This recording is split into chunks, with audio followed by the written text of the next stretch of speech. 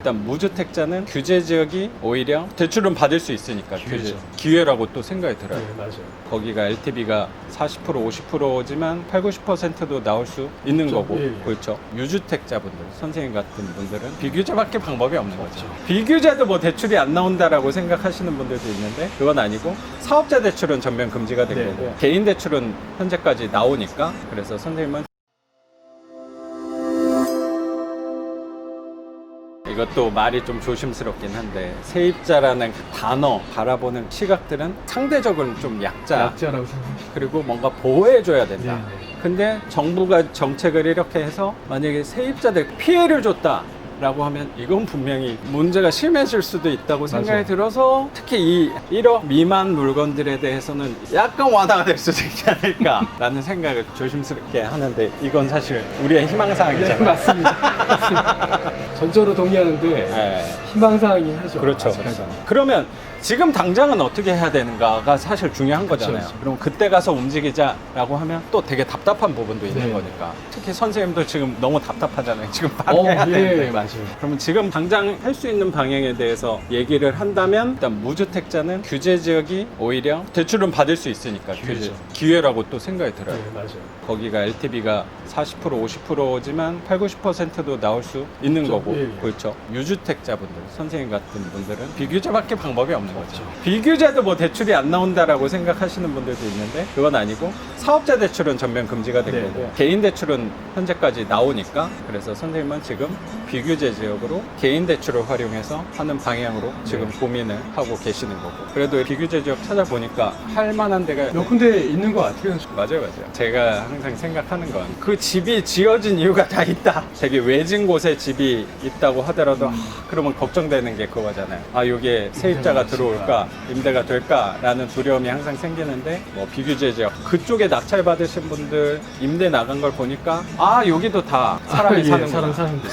그리고 오히려 수익률도 더 좋을 수도 있다라는 생각이 들어서 제가 뭐 저 같은 경우에 처음에 서울 위주로 했지만 서울이 항상 옳고 정답이다 라고 생각은 사실 하지 않는 것 같아요. 저는 네. 오랫동안 갖고 있다 보니까 결국에 뭐 재건축이 된다거나 재개발이 되는 제가 갖고 있는 지역도 그렇고 수강생분들 재개발이 되는 상황을 봐도 그게 꼭 서울은 아니라고 사실 생각을 갖고 있어서 현금흐름 투자 특히 이 소액 물건을 바라보는 데 있어서 가장 중요한 게 서울의 핵심 지역의 역세권이고 초등학교를 품고 있어야 되고는 아니라는 거를 저는 오히려 많이 느끼게 된 것 같아서 선생님한테도 아마 제가 처음에 설명을 드렸던 게 내가 오히려 많은 정보를 갖고 있었던 게 그리고 많은 배움이 있었던 것들이 오히려 걸림돌이 될 수도 있다라는 비슷한 네. 얘기를 좀 말씀드렸던 것 같아요. 네. 그게 오히려 투자할 수 있는 거를 가로막고 있었다는 생각도 저도 많이 갖고 있어서 네, 네. 제가 했던 경험들이 오히려 지금 규제에서 조금 더 도움이 될 수 있지 않을까라는 생각이 들어요. 시야를 꼭 서울 뭐 수도권만 갖게 된다면 저도 뭐 그거가 나쁘다고 생각하는 건 당연히 아니고 근데 지금 상황 안에서는 내가 할 수 있는 거는 방법이 없으니까요. 그렇죠. 방법이 없는 거니까. 맞아요. 그럼 내가 할 수 있는 방향 안에서 괜찮은 지역을 어쨌든 우리의 첫 번째는 현금으로 월세 수익인 거니까 그쵸. 그럼 그게 나오는 데는 아직도 당연히 오히려 무궁무진하다고 생각이 또 들어서 그쪽으로 내가 할 수 있다는 방향을 갖고 또 물건을 찾다 보면 아까 선생님 말씀드린 것처럼 구멍이 또 네, 생길 수 있다고 생각이 들어서 이 영상 나온 분들의 네. 이 공통점이 뭐냐면요 네. 현재 낙찰을 안 받으신 분들도 영상을 찍었는데 결국에는 조만간 바로 낙찰을 좀 받더라고요. 어머. 아 진짜요? 다 받으셨어요? 그만큼 되게. 찾는 분들이니까. 그럴 수도 온 있죠. 걸 수도 있어요. 맞아.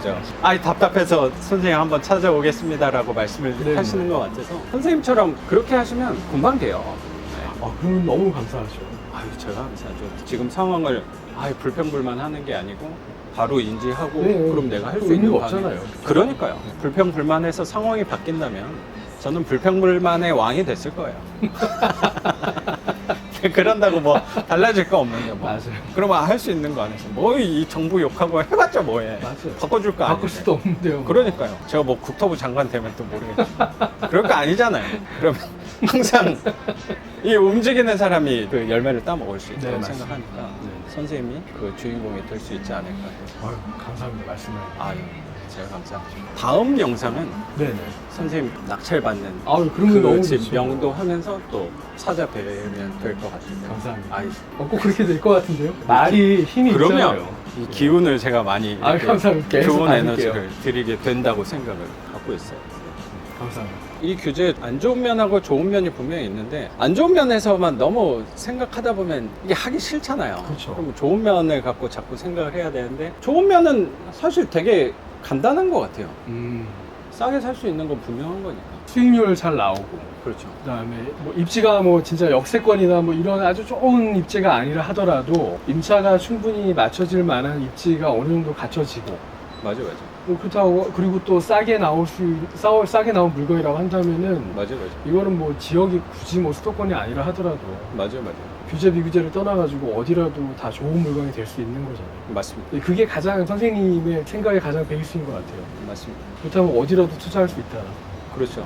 그래서 선생님이 가시는 방향하고 운하고도 참 잘 맞은 것 같아요. 제가 보기엔 이런 부분들은. 저는 거의 99가 운이라고 좀 생각을 하고 있습니다. 근데 그것도 있을 것 같아요. 자기가 가지고 있는 기준을 끝까지 관철하지 않으면 절대로 그 운이 따라오진 않거든요. 그걸 가지고 계속 오셨으니까 네. 운도 따라 붙을 수 있는 환경이 주어진 거라고 저는 봐요. 그 말씀 일리가 있다는 생각도 드네요.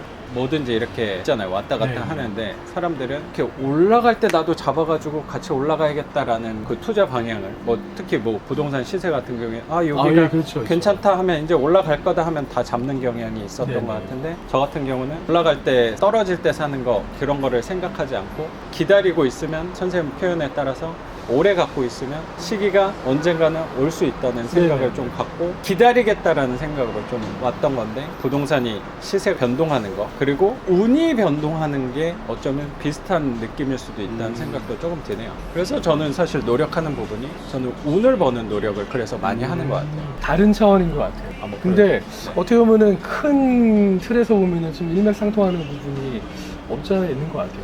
흐름이라는 건 어디든 있으니까. 그러니까요. 뭐든 간에. 제가 이거 좀 딴 얘기인데 제가 최근에 되게 네. 재밌는